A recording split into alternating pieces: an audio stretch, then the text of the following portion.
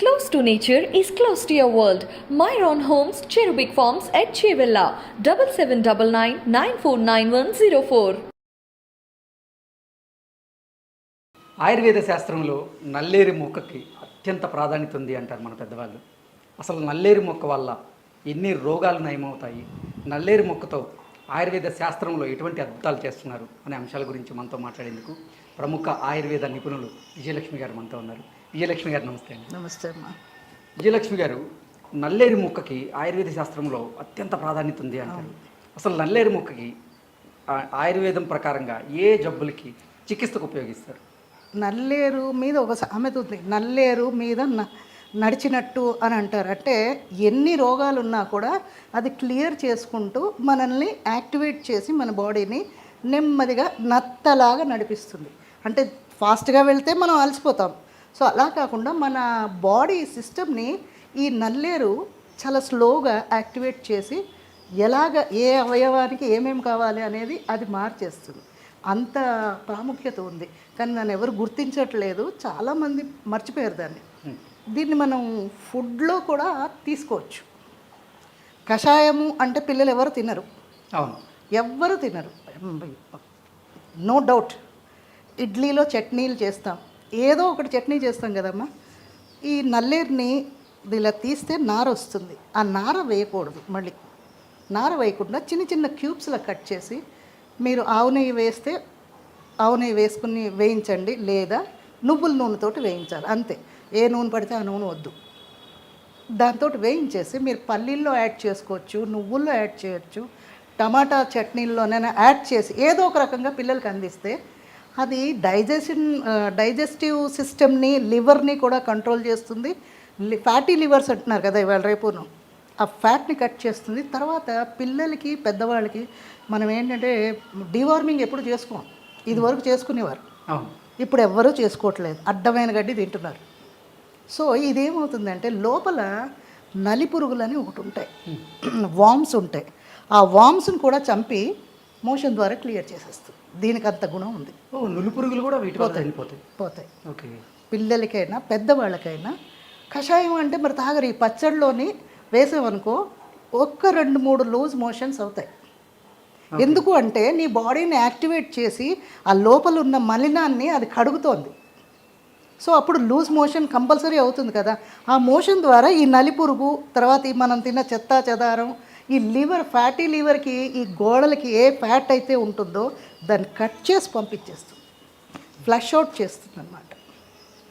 అంత మహత్తరమైన వేరు ఈ నల్లేరు. బా, అద్భుతమైంది చాలా.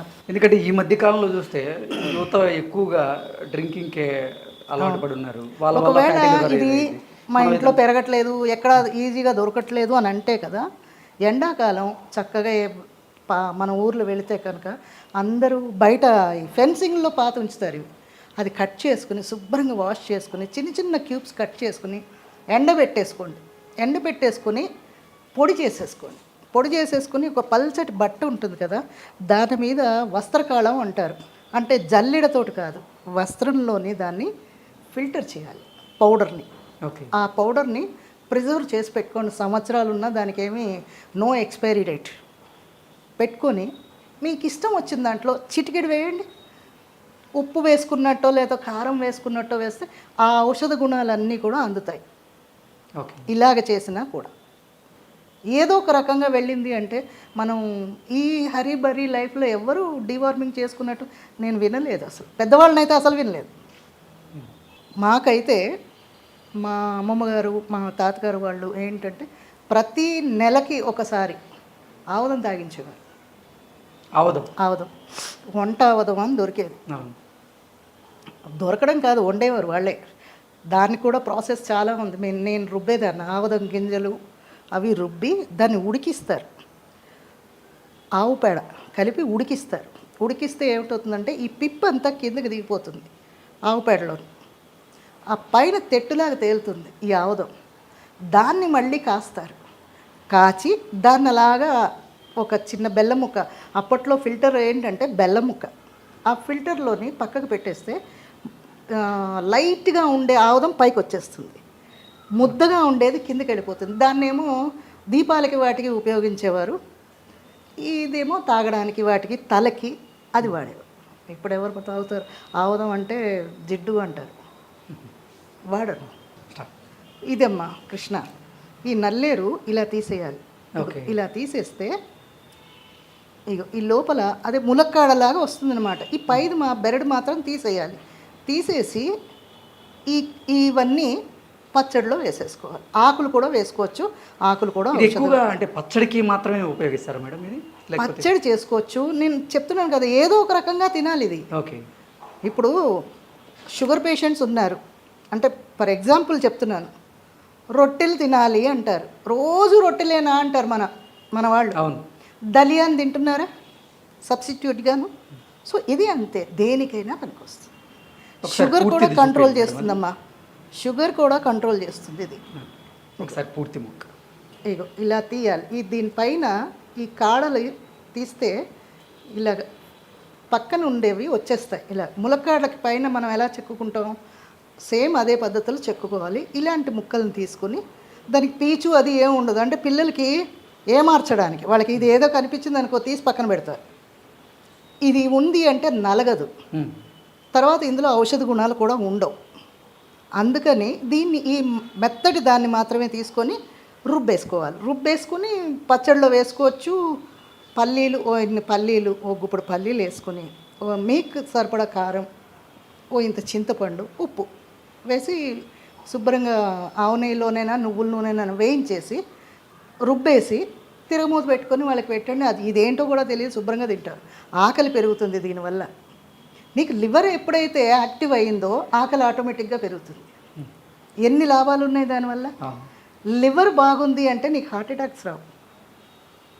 లివర్ అంతా మనకి ఏంటంటే లివర్ తోటే అవన్నీ యాక్టివ్ కనెక్ట్ అయి ఉంటాయి. హార్ట్ అయినా బ్రెయిన్ అయినా ఈ లివర్ వల్లే ఉంటుంది. మనం తినే ఫుడ్ అంతా వెళ్ళి లివర్లో చేరుతుంది, అక్కడే ఉండిపోదు. అదేం చేస్తుంది, దానికి కావాల్సినంత తీసేసుకుంటుంది. ఎక్సెస్ ఉన్నదాన్ని ఏం చేస్తుంది, పంపించలేదు. కొన్ని పంపించలేనప్పుడు ఏం చేస్తుంది అంటే లివరు దాని గోడలకి ఈ ఫ్యాట్ని అంతా అతికించేస్తుంది. అది అతుకుపోయి ఫ్యాటీ లివర్. మన ఇండియన్స్కి ఆల్మోస్ట్ 99% ఫ్యాటీ లివరే అంటారు. ప్రతి ఒక్కరు కూడా వేపుడు పదార్థాలు ఎక్కువ అయిపోయాయి. అదే కాదు, పచ్చళ్ళు తింటాం, నిల్వ పచ్చళ్ళు. ఈ పచ్చళ్ళు తినొచ్చు, ఇది మంచిది. రోటి పచ్చళ్ళు అంటాం కదా, అది చాలా మంచిది. నిల్వ పచ్చళ్ళు ఏంటంటే ఆవకాయలు, మాగాయలు, నిమ్మకాయ పచ్చడి అంటాం. టేస్ట్ బాగుంటాయి. నోటికి ఏదైతే బాగుంటుందో అది పాయిజన్. నోటికి ఏదైతే రుచి ఉండదో అది మన హెల్త్కి మంచిది. ఇది నువ్వుల నూనె. మీ ఇష్టం, నువ్వుల నూనెనా నెయ్యి అయినా. కొంచెం లిటిల్ బిట్, మనం చేసేది చాలా తక్కువ కాబట్టి కొద్దిగా వేసుకోవాలి. ఇందులో ఫస్ట్ ఇది ఎంతో లేదు కాబట్టి ఇదిగో ఇన్ని వేరుశెనగ గుళ్ళు అయితే టేస్ట్ బాగుంటుంది, చాలు. ఎందుకన్నా ఎక్కువ ఇది దీంట్లోకి ఇగో ఎండు మిరపకాయలు,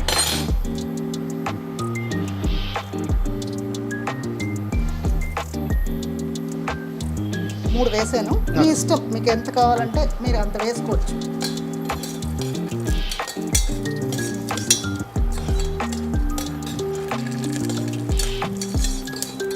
ఇది ఇలా చాలా కొంచెం దోరగా వేయించేసుకోండి. ఇవి వేగాయి. దీని తర్వాత దీంట్లో ఈ నల్లేరు మొక్కల్ని నారలు తీసి పెట్టాను కదా, ఆ నారలు తీసిన దాన్ని ఇందులో వేసి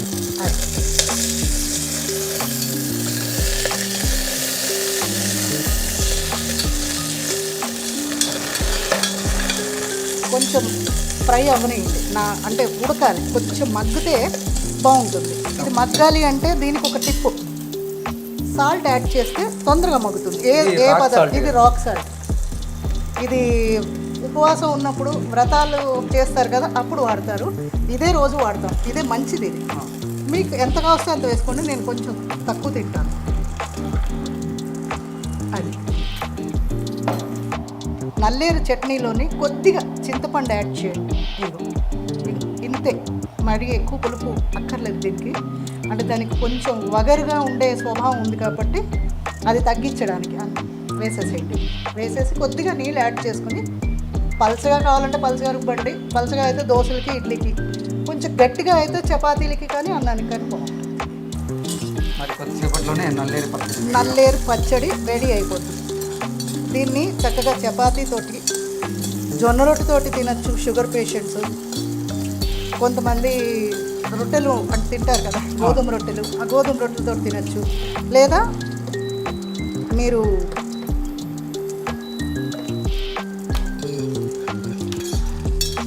ఇదిగో తీసేసుకొని చక్కగా మిక్సీలో వేసేయడమే.